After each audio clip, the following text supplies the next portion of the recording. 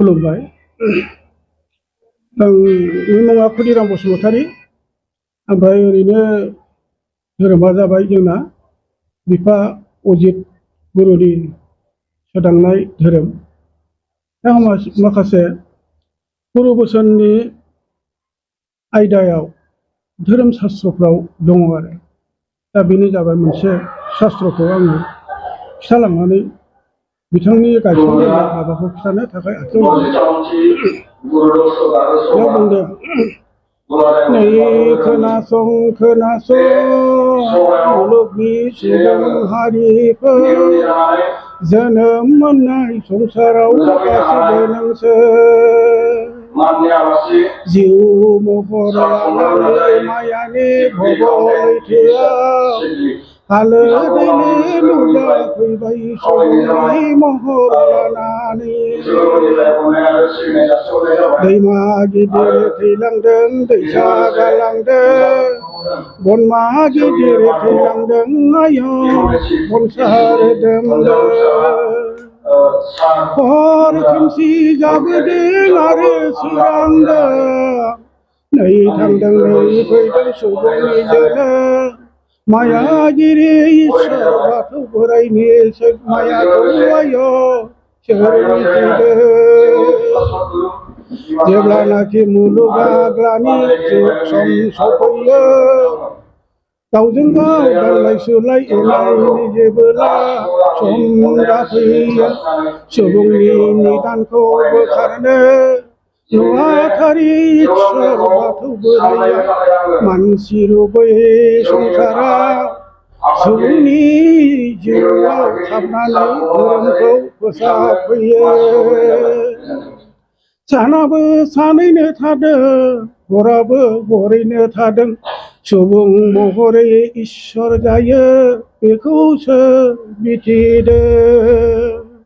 आरो मा। दा बेनो जाबाय जेब्लानाखि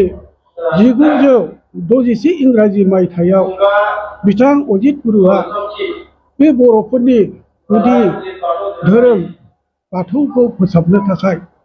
जेब्ला गावजों गाव माने बाथौ दुमनाया गैला, थेर बेथेर जालांबाय, बेखौ बिथांनि गोसो गोरबोआव माने बेरखांनानै आङो बे दुलाराय बाथौ धोरोमखौ बर'नि गुदि धोरोम हिसाबै बोरै फोसाबलांनो हादों होननानै बिथांनाव मोनसे सानखांनाय फैदोंमोन रायजो राजाफोरखौ लानानै। बेनिखायनो बिथाङा 1961 इंराजि मायथाइनि समाव अब्लानाखि बाथौखौ बियो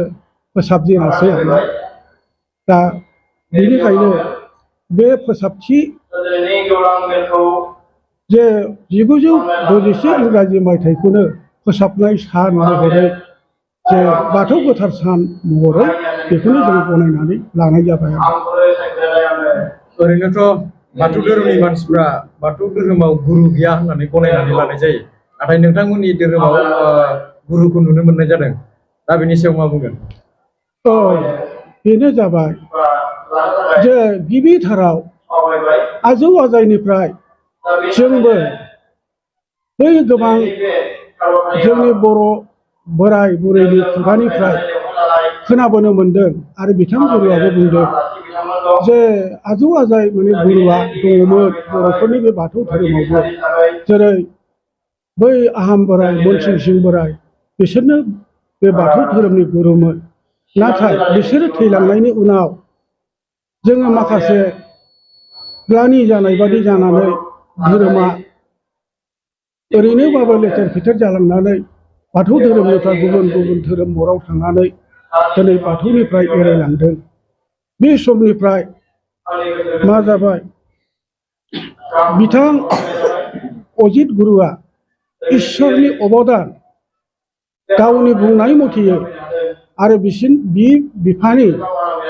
माने गोहो सक्ति गुन धारनाफोरखौ जोङो दा सोलोंसा जानानै मोनदांनानै माने थारैनो बाथौ धोरोमनि बाथौआ मा जिराद, मोदाय ना इसोर ना मा जिराद, जेरै बाथौखौ बान्दोबा दुमनानै हा दै बार सान अख्रां बुंनानै बे हा दै बार सान अख्रांखौ सोरजिगिरि सोरजिग्रा जानानै बोसोन होग्रा जानानै सासे इसोर दं बेनो जाबाय बाथौ बोराइ बाथौनि बोराइ दा बेखौनो जेरै फरायसालियाव मास्टार गैयाबा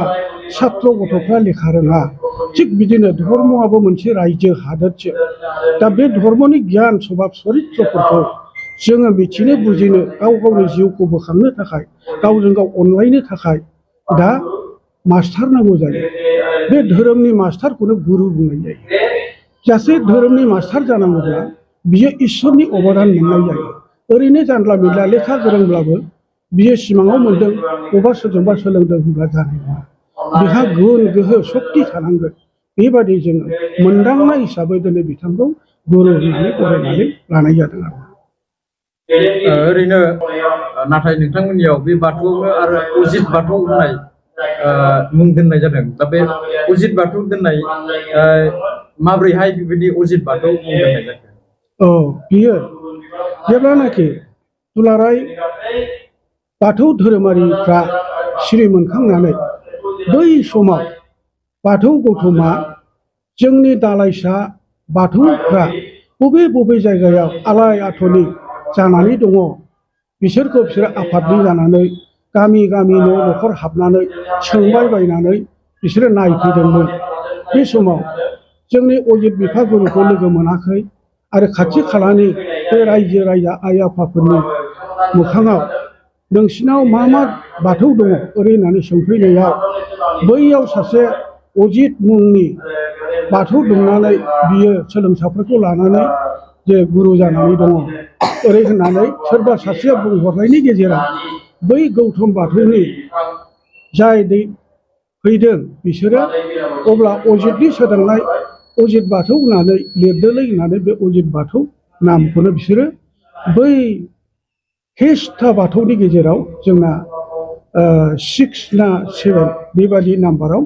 बे अजित बाथौ होननानै गोग्लैहैनानै दङ आरो दा बे दिननिफ्रायनो जोङो अजितनि सोदांनाय अजित बाथौ होननानै बुंनाय जायो आरो गोबां धोरोमफोराव बबा गांसेसो दिहुननाय आर'जलाइ बा धोरोमनि सायाव सुजुनाय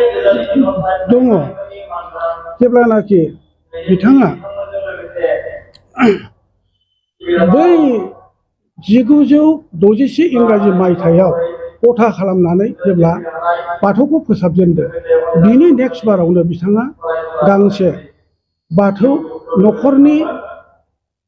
बाथौ फुजा न'खरनि आयना होननानै गांसे बिजाब बिथाङा लिरदों आरो बियो 1961 मायथाइयाव नि उनाव 63 मायथाइयाव बिथाङा गांसे माबा लिरनानै फोसावनानै होदों आरो मा बेयावनो बिथाङा बै दानि जेथु बाथौनि मोन्थोर मोनसे अं ह्रिं क्लिं फुटसे होनना बुंनाय मोन्थोरखौ लिरनानै जेरावबो माने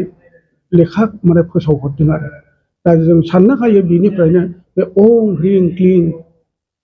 फुटसे होनना बुंनाय मोन्थोरा बे नांसाबफैनानै दङ आरो दा नेक्स्ट बाराव आरो बेबादिनो बियो गोथार संजाब मुंनि गांसे आरो दिहुनबावबाय बियो 1964 बेयाव बियो गांसे बिजाब संजाब होनना बुंनाय संनानै मोननाय बिजाब संजाब बेखौ सृष्टि खालामबावासै बे संजाबाव ओरैबादि दं जे बर'फ्रा खेरायो बे खेराइनायाव 18टा आदजा 18टा गसा बाथौखौ दुमनानै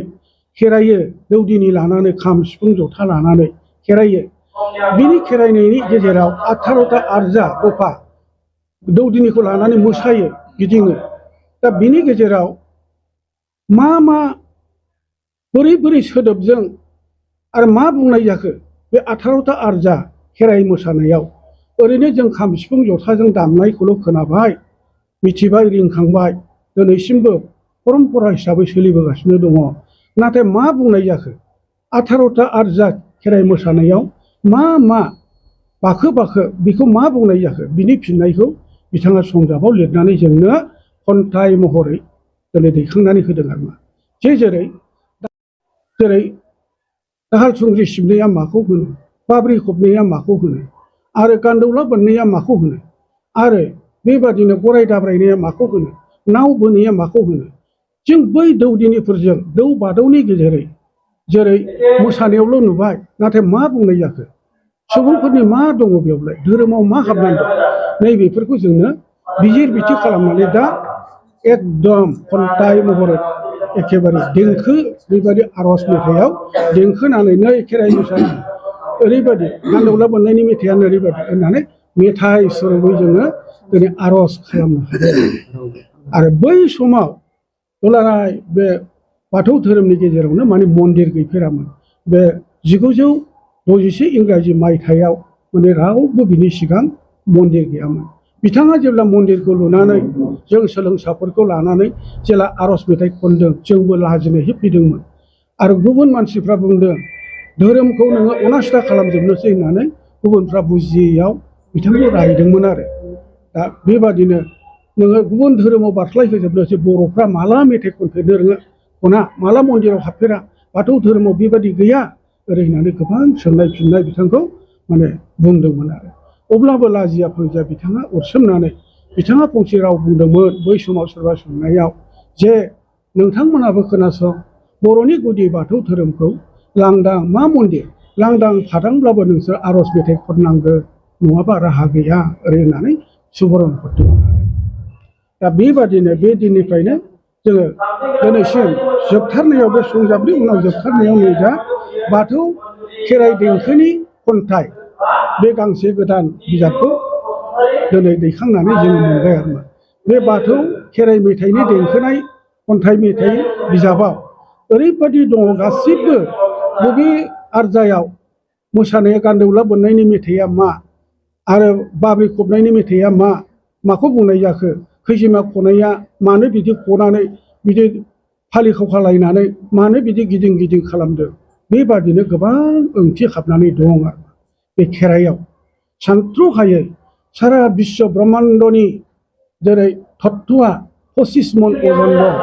बे बर'नि बाथौ धोरोमाबो 25 मन अजन तत्व दङ आरो नोङो दै सिङाव लोहाबनानै ना साम' खांख्राइ जेरैबादि नुगोन बिजिरथ्र'नो हायै आरो बे बाथौ बोराइनि सोरजिनाय मुलुग संसारखौ आरो बिजिरथ्र'नो हाया साना सानैनो दं हरा हरैनो दं नाथाय इसोरनि मायाखौ आरो इसोरा जे मानसिनाव गोरबोआव हाबनानै जे भगबान भगपुरि देशआव जोनोम मोनफैनाय मानसि महरैनो भगबान जायो बेखौ जोंनि बर'फ्रा बुजिनो थान जायो दा बेनिखायनो गुरुखौ मानिया गुबुन गुबुन धोरोमाव जेरै सत्संग धोरोमाव अनुकुल ठाकुर दं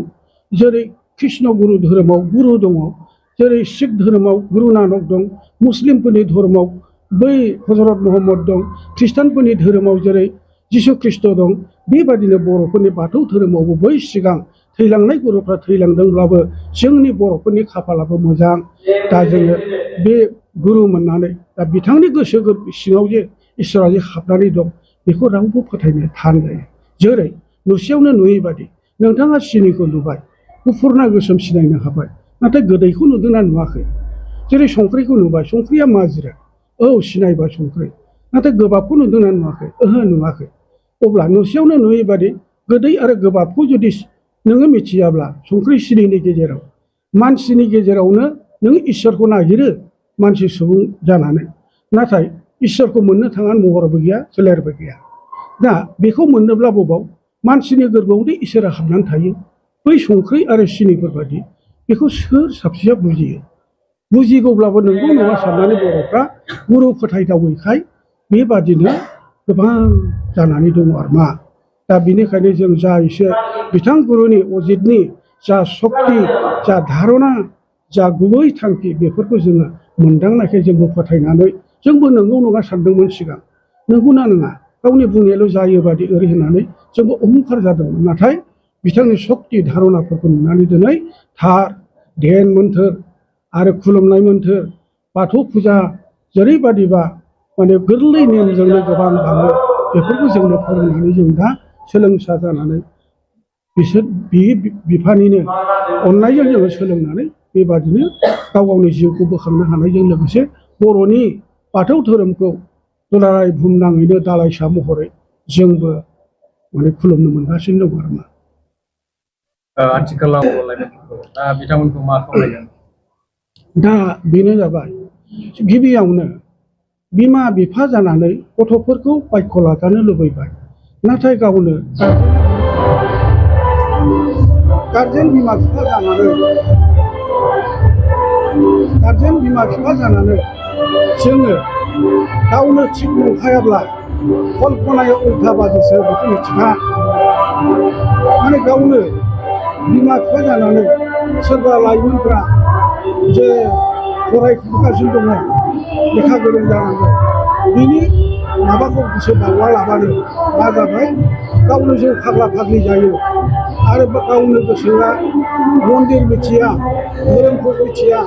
बेबादिनो माने गावनो बिमाफ्रानो माने धोरोमखौ मिथियैयाव बिनि फिसाफ्रा गियान गोमायो गावनो गियानाव अभाब जाखाबाय नालाय आरो फिसाफोरखौबो गियान होनो हाला आरो धर्मआव गावनो खुलुमनाया गोसो खम जाबाय बेक्तिगत'नो मन्दिरफ्राव फैला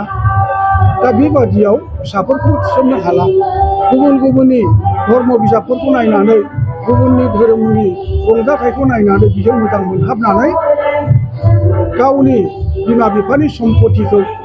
बिसोरो नेवसिनानै गुबुनाव थाङो बेबादिनो गेलेहैयो बेबादि जानानै